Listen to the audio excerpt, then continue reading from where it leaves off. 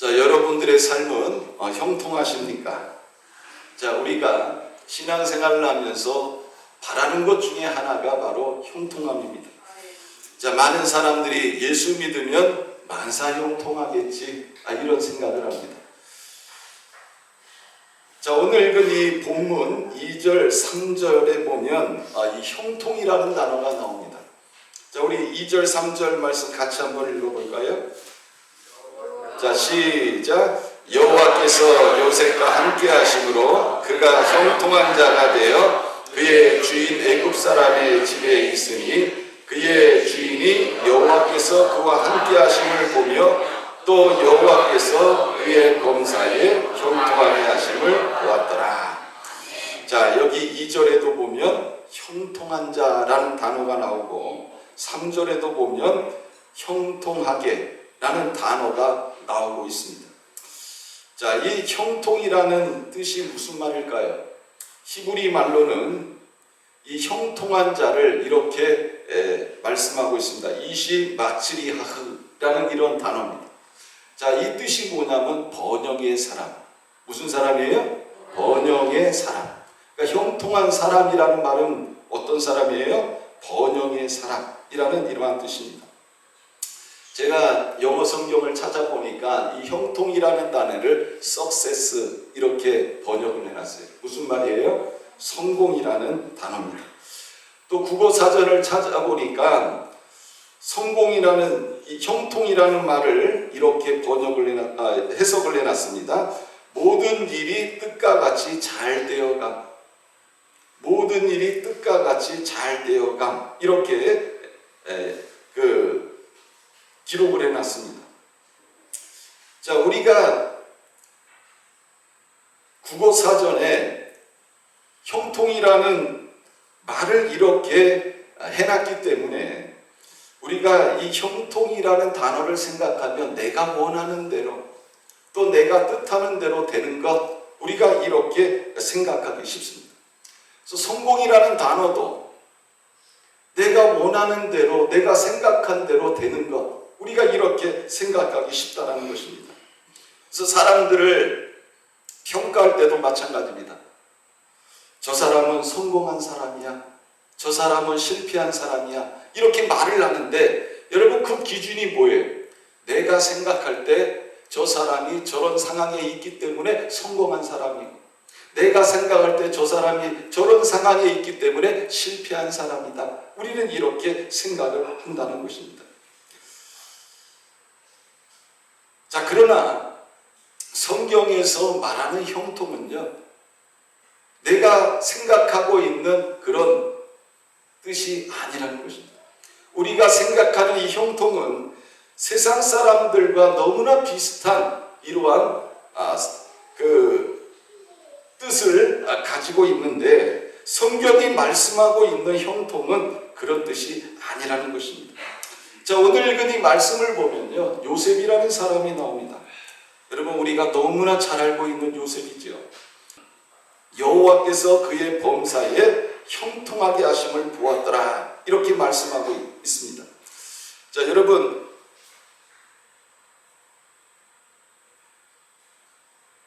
그 2절에 보면 여호와께서 요셉과 함께 하심으로 그가 형통한 자가 되어 그의 주인 애굽 사람의 집에 있으니, 이렇게 말씀하고 있습니다. 자, 요셉을 뭐라고 말하고 있어요? 형통한 자. 다른 말로 말하면 뭐라고 그랬어요? 번영의 사람. 이렇게 말을 하고 있습니다. 자, 그런데 우리가 성경을 읽으면서 과연 이 요셉이 형통한 사람이 맞는가 하는 이런 의문점이 든다는 것입니다. 왜 그렇습니까? 이 요셉이 지금 신분이 어떤 사람이냐? 자, 우리 1절 말씀 같이 한번 읽어볼까요? 자, 시작. 요셉이 이끌려 애굽에 내려가매 바로의 신하 지리대장 애굽 사람 보디발이 그를 그리로 데려간 이스마엘 사람의 손에서 요셉을 사니라. 자, 요셉이 여러분 이끌려서 어디로 갔습니까? 애굽에 내려갔다. 이렇게 말씀하고 있습니다. 자, 이 요셉은 야곱의 아들입니다. 아버지 야곱이 어느 날 요셉을 불러서 너희 형들이 지금 저 떨어진 곳에서 양을 치고 있으니까 필요한 음식과 필요한 물품들을 좀 가져다 주라. 예, 알겠습니다. 그래서 이제 아버지의 심부름으로 형들을 찾아갑니다. 처음에는 세겜을 향하여 갔는데 형들이 자리를 옮겨서 도단까지 이제 가게 되어졌습니다. 형들이 요셉이 오는 것을 보자 서로 이런 얘기를 합니다. 저기 꿈꾸는 자가 온다. 우리가 저 요셉이 들짐승에게 잡혀 먹혔다고 하자. 무슨 말입니까? 우리가 요셉을 죽이자는 것입니다.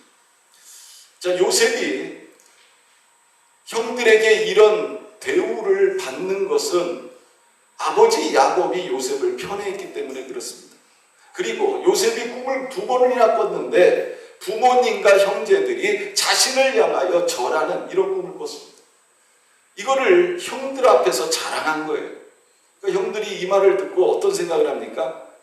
요셉이 자기들보다 훨씬 더 성공한 사람, 출세한 사람, 힘 있는 사람이 된다는 것. 형들은 이것에 대해서 가뜩이나 미워 죽겠는데 질투하기 시작하고 미워하기 시작했던 것입니다. 그래서 큰형 르벤의 이런 간곡한 요청으로 말미암아 목숨은 건집니다. 그러나 그때 이스마엘 상인들이 지나갈 때 요셉을 은 20냥을 팔고 노예로 팔아버립니다. 이 이스마엘 상인이 요셉을 20냥에 사가지고 요셉을 끌고 간 것이 어디예요? 바로 애굽이라는 곳입니다. 요셉은 이 애굽 땅에 노예로 끌려와서 보디발이라는 사람에게 팔리게 되어졌습니다. 이 요셉의 삶은 이제 노예의 이런 삶을 살게 되어진 거죠. 자, 그런데 39장 2절 말씀에 보면 이런 말씀을 기록하고 있습니다. 여호와께서 요셉과 함께 하심으로 그가 형통한 자가 되어 그의 주인 애굽 사람의 집에 있으니 이렇게 말씀하고 있습니다.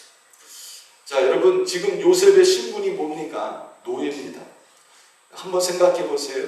집에서 최고로 부모의 사랑받는 존재였다가 하루아침에 노예가 됐습니다. 하루아침에 환경이 바뀌었습니다. 이제는 노예가 됐습니다. 기가 막힌 이런 상황에 처하게 된 것입니다. 여러분, 만약에 내가 요셉이라면 어떤 생각이 들겠습니까? 내가 어제까지는 정말 행복한 삶을 살다가 오늘 벼랑간 이 요셉처럼 노예의 삶이 되어진다면 여러분 어떤 마음이 들겠습니까? 하나님을 원망할 수도 있고 자신을 신부로 보낸 그 아버지를 원망할 수도 있고 자신을 노예로 팔아버린 형들에 대해서 복수하고자 하는 이러한 마음이 있었을 것입니다. 그런데 성경은 이 요셉을 뭐라고 말씀하고 있어요? 형통한 자라 이렇게 말씀하고 있습니다. 한낱 노예에 불과한 이 요셉을 형통한 자라. 왜 그렇습니까? 여호와께서 함께 하심으로 이렇게 말씀하고 있습니다. 여러분, 하나님이 함께 하심으로 말미암아 형통한 자가 됐다 이렇게 말씀하고 있습니다. 여러분, 왜 하나님이 요셉과 함께 하셨을까요? 시편 105편 17절에 보면 그가 한 사람을 앞서 보내셨으며 요셉이 종으로 팔렸도다 이렇게 말씀하고 있습니다. 여기서 말씀하고 있는 그가는 누구냐면 하나님이십니다. 하나님께서 요셉을요 이제 팔려서 애굽 땅으로 보내셨다 이렇게 말씀하고 있습니다. 시편 105편 16절에 보면 그가 또 그 땅에 기근이 들게 하사 그들이 의지하고 있는 양식을 다 끊으셨도다 이렇게 말씀하고 있습니다. 하나님께서 요셉을 애굽 땅에 보내신 이유가 뭐냐? 이제 이 애굽 땅뿐만 아니라 가나안 땅 주변의 땅들이 큰 기근이 들 것입니다. 그 기근 중에 사람들을 살리게 하시기 위해서 요셉을 애굽 땅에 종으로 노예로 팔리게 하셨다. 이렇게 성경은 말씀하고 있습니다. 자, 요셉도요 자신이 종의 삶을 살 때는 이것을 이해하지 못했습니다. 그러나 자신이 애굽의 총리가 되어졌을 때 왜 내가 형들에 의해서 노예로 팔려서 애굽에 끌려왔는지를 이해하게 되었습니다. 요셉은 훗날 형들을 만났을 때에 이렇게 고백을 합니다. 요셉이 형들에게 이르되 내게로 가까이 오소서. 그들이 가까이 가니 이르되 나는 당신들의 아우 요셉이니 당신들이 애굽의 판자라. 당신들이 나를 이곳에 팔았다고 해서 근심하지 마소서. 한탄하지 마소서. 하나님이 생명을 구원하시려고 나를 당신들보다 먼저 보내셨나이다. 이 땅에 2년 동안 흉년이 들었으나 아직 5년은 밭갈이도 못하고 추수도 못할지라. 하나님이 큰 구원으로 당신들의 생명을 보존하고 당신들의 후손을 세상에 두시려고 나를 당신들보다 먼저 보내셨나니 그런즉 나를 이리로 보낸 이는 당신들이 아니요 하나님이시니 하나님이 나를 바로에게 아버지로 삼으시고 그 온 집의 주로 삼으시며 애굽 온 땅의 통치자로 삼으셨나요? 여러분, 요셉을 애굽으로 보낸 사람이 누구예요? 우리가 볼 때는 누굽니까? 형들이에요. 형들이 돈 받고 요셉을 팔았어요. 그래서 이스마엘 상인이 애굽에 끌고 갔어요. 그런데 요셉은 훗날 자신이 총리가 돼가지고 왜 이런 일이 일어났는지를 깨닫게 되어졌습니다. 그래서 요셉이 형들한테 뭐라고 그러는 거예요? 걱정하지 마세요. 나를 이리로 보내신 분은 누구라고요? 하나님이십니다. 이렇게 지금 고백하고 있습니다. 요셉이 형들의 미움을 받아서 팔리고 그래서 노예가 되어지고 애굽에 와서 종살이를 하고 이런 모든 일들이 요셉에게 허용되어진 것은 누구에 의해서 되어졌다고요? 하나님께서 하셨습니다. 이렇게 요셉은 고백하고 있는 겁니다. 여러분, 요셉의 삶이 얼마나 힘들었을까요? 얼마나 고통스러웠을까요? 하루하루의 시간이 정말 견디기 힘들 수 없는 이런 시간이었을 겁니다. 그리고 그 마음속에는 자신을 이렇게 종으로 파는 형들을 미워하는 마음으로 가득 차 있었을 것입니다. 기회가 된다면 내가 형들한테 복수할 것이다. 아마 이러한 마음이 있었을 것입니다. 그러나 훗날 요셉이 애굽의 총리가 되고 나서 깨달은 거예요. 나를 이곳으로 보낸 분은 누구다? 하나님이시라는 거예요. 여러분, 형통이 뭔지 아십니까? 하나님이 인도하시는 삶이 형통인 줄 믿으시길 바랍니다. 내가 돈 많이 벌어서 부자가 되고 높은 지위에 올라가고 내 뜻이 이루어지고 내가 원하는 것이 이루어지고, 여러분, 이것이 형통이 아니라는 거예요. 성경에서 말씀하고 있는 형통은 뭐냐? 하나님이 인도하시는 삶을 사는 것이 형통한 삶이다. 이것을 우리들에게 말씀하고 있습니다. 지난주에 제가 서북지역 노예협의회에서 주관하는 수양회에 다녀왔습니다. 정말 훌륭하신 목사님들이 돌아가면서 설교를 하셨어요. 하루에 예배를 3번씩 드렸습니다. 근데 어떤 목사님이 설교하시면서 이런 말씀을 하시더라고요. 여러분은 요즘 어떻습니까? 저는 아주 형통한 삶을 살고 있습니다. 이렇게 말씀하시는 거예요. 제가 그 목사님을 알고 그분 심호하시는 교회도 가봐서 목사님이 저런 말씀을 하시는 이유가 교회가 성장하고 안정되고 그래서 저런 말씀을 하시나 나름대로 생각을 했습니다.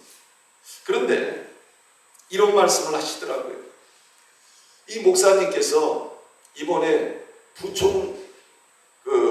부총회장을 나오려고 이렇게 계획을 했답니다. 그래서 작년 가을에 당회가 모여가지고 이제 내가 내년에 부총회장 나갈 거니까 장로님들 어떻게 생각하십니까? 그랬더니 만장일치로 목사님 나가십시오. 그래서 결의를 했대요. 그래서 이제 또 부총회장 혼자 나오는 게 아니고 여러분이 나오니까 또 운동을 해야 되잖아요. 그러니까는 당회에서 이제 목사님이 전국을 돌아야 되니까 차도 외제차로 이렇게 준비해 주시고 그래서 마음껏 하시라고 결정을 했답니다. 근데요, 얼마 지나지 않아가지고 몸에 병이 든 거예요. 그래서 목사님이 하나님 앞에 기도를 한 거예요. 내가 부총회장 나가려고 그러는데 왜 몸에 병이 들었을까? 그래서 하나님 앞에 기도하다가 결론을 내렸대요. 아, 이거 하나님이 막으시나 보다. 그래서 부총회장 안 나가기로 했다는 거예요. 그런데 마음속에 계속 부총회장 그 미련이 남아있는 거예요. 그래서 이제 몸도 어느 정도 좋아지니까 또 미련이 남는 거죠. 근데 올 봄에 또 몸 안에 좋지 않은 것이 생기는 거예요. 그러면서 목사님이 하나님이 나 이거 하지 말라는 사인이구나 이렇게 생각하시고 이제 포기를 했다는 것입니다. 그런데 이분이 이런 말씀을 하시는 거예요. 나는 하나님이 인도하시는 길을 지금 걸어가고 있기 때문에 나는 형통한 사람입니다. 이런 말씀을 하시는 거예요. 저는 이 말씀을 들으면서 생각을 했습니다. 맞아, 형통한 사람이 누군가? 여러분, 형통한 사람은 누구예요? 하나님이 인도하시는 길을 걸어가는 사람이 형통한 사람인 줄 믿으시길 바랍니다. 자, 그렇다면 여러분 자신을 한번 가만히 생각해 보세요. 이 자리에 앉아 계신 분 중에는 아마 사업이 힘드신 분도 있을 것이고, 또 사업이 망한 분도 있을 것이고, 몸에 또 병이 든 사람도 있을 것이고, 또 배우자가 사별하신 이런 분도 있을 것입니다. 아마 다양한 이러한 처지와 환경 속에 놓여 있을 것입니다. 자, 그런데 여러분들에게 일어난 모든 일들이 우연이 되어졌을까요? 아니라는 것입니다. 잠언 16장 9절에 보면 사람이 마음으로 자기의 길을 계획할지라도 그의 걸음을 인도하시는 이는 여호와시니라, 이렇게 말씀하고 있어요. 여러분, 요셉을 애굽으로 누가 인도하셨습니까? 하나님이 인도하셨어요. 요셉이 나는 애굽으로 갈 거야 이런 생각 품어본 적도 없어요. 하나님께서 인도하신 것입니다. 자, 여러분을 지금처럼 인도하신 분이 누구십니까? 하나님이라는 거예요. 사랑하는 성도 여러분, 우리가 인생을 살아가면서 하나님의 주권을 우리는 인정해야 됩니다. 이것이 중요하다는 것입니다. 이것이 바로 형통한 자의 삶이라는 것입니다. 형통한 자는 지금처럼 하나님께서 나를 인도하셨음을 믿는 자입니다. 비록 나의 현실이 내가 원치 않는 이런 상황에 내가 놓여 있다 할지라도, 내가 원하는 것이 이루어지지 않은 이런 상황에 놓여 있다 할지라도, 힘들고 어려운 고난 속에 내가 지금 놓여 있다 할지라도 우리는 그것을 인정해야 된다는 것입니다. 자, 그러면 하나님이 인도하신 그 자리에 내가 있을 때 어떤 일이 일어나느냐 하는 것입니다. 자, 성경이 말씀하고 있는 형통한 자인 이 요셉의 삶 속에 어떤 일이 일어나고 있습니까? 자, 여호와께서 함께 하셨다는 것입니다. 2절 말씀에 보면 여호와께서 요셉과 함께 하심으로 그가 형통한 자가 되어 그의 주인 애굽 사람의 집에 있으니, 이렇게 말씀하고 있습니다. 여러분, 이게 얼마나 중요한지 몰라요. 내 삶에 일어난 아픔, 또 실패, 고난, 질병, 좌절, 환난, 이런 모든 것들은요, 다 내가 내 뜻대로 살려고 할 때에 하나님께서 내 뜻대로 살지 못하도록 하나님이 나에게 허용하셨다는 것입니다. 이것을 우리가 깨달아야 되는 거예요.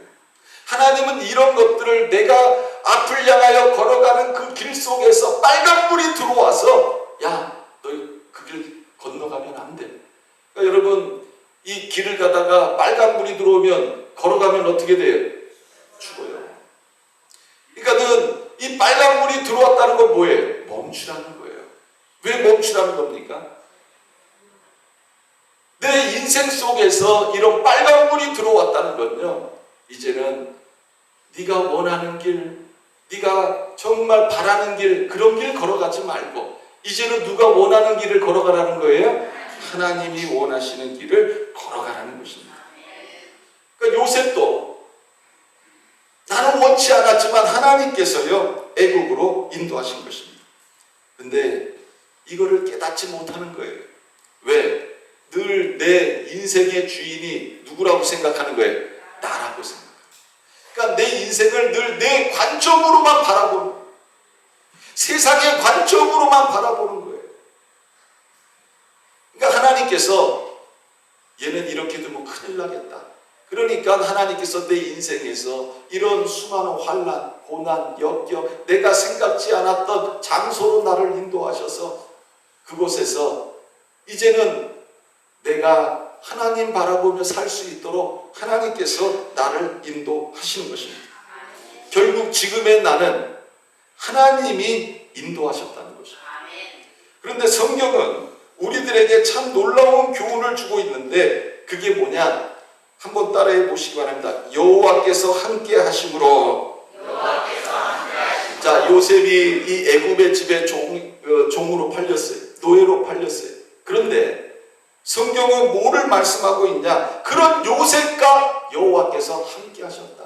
이것을 말씀하고 있습니다. 여러분, 중요한 것은 뭐냐? 하나님이 함께 하신다는 거예요. 노예지만, 종이지만 하나님은 함께 하신다. 이것을 우리들에게 말씀하고 있습니다. 지금 여러분이 처해 있는 곳에 하나님이 함께 하심을 믿으십니까?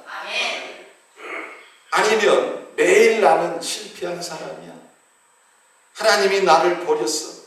이러면서 좌절하며 비관적인 삶을 살고 있지는 않습니다. 내가 비록 고난의 자리에 있어도 또 원치 않는 자리에 있어도 나를 인도하신 그곳에 누가 함께 하신다고요? 하나님이 함께 하십니다. 믿으시기를 바랍니다.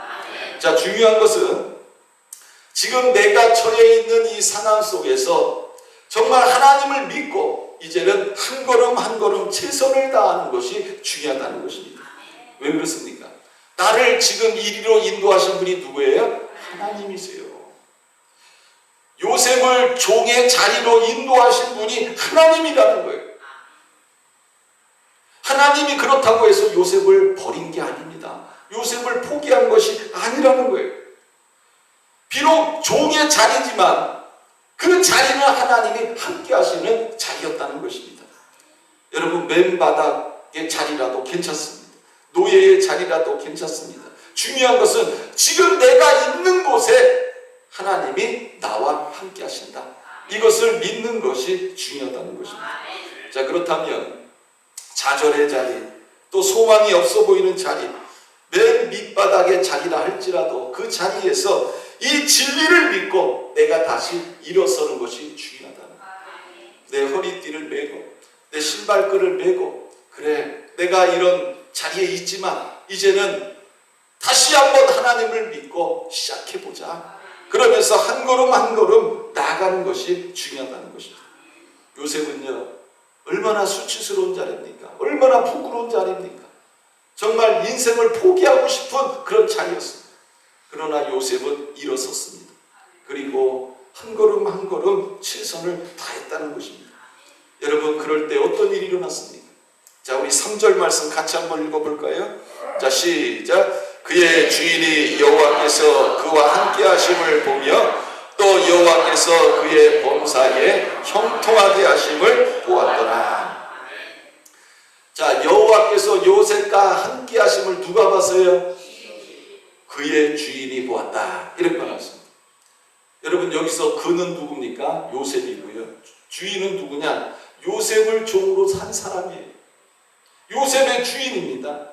근데 요셉의 주인이 어떻게 하나님이 요셉과 함께 하시는 걸 알았을까요?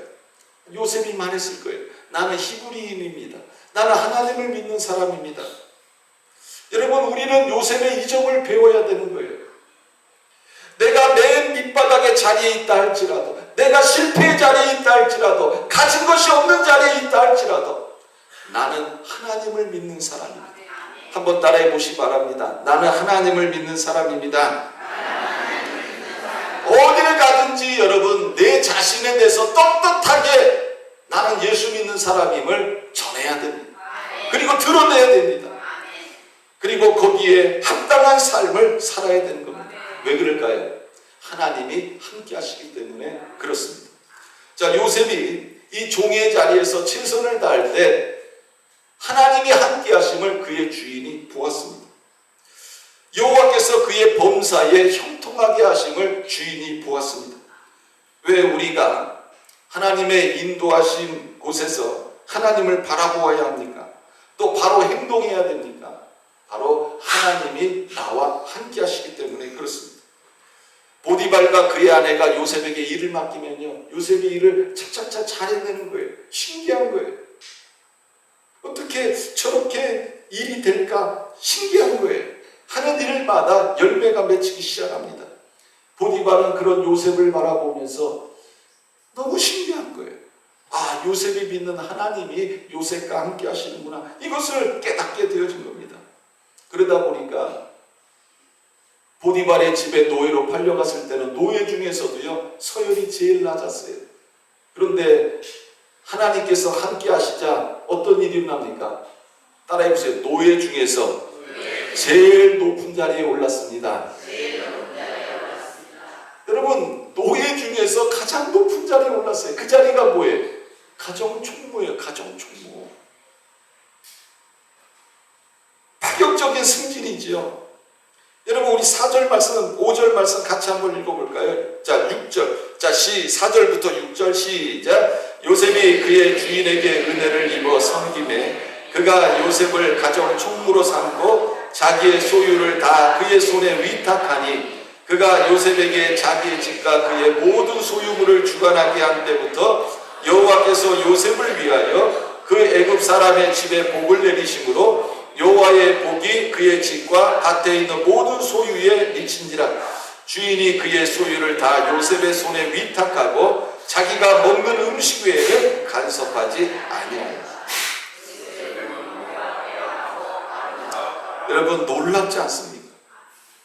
요셉이 가정총무가 돼서 일을 맡기면요, 아주 그냥 일이 잘 되고, 요셉이 그 일을 맡아서 할 때부터 어떤 일이 일어나느냐? 하나님께서 누구를 위하여? 따라해보세요. 요셉을 위하여. 하나님께서 요셉을 위하여 그 애굽 사람의 집에 복을 주셨다. 그러니까 이 요셉 한 사람으로 말미암아 보디발의 집이 하나님의 엄청난 은혜와 축복을 받았다.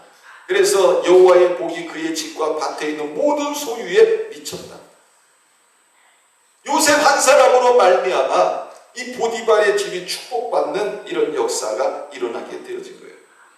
우리가 볼 때는 그래봐야 노예 아닙니까? 이렇게 말할 수도 있어요. 맞습니다. 노예입니다. 그러나 깨달아야 됩니다.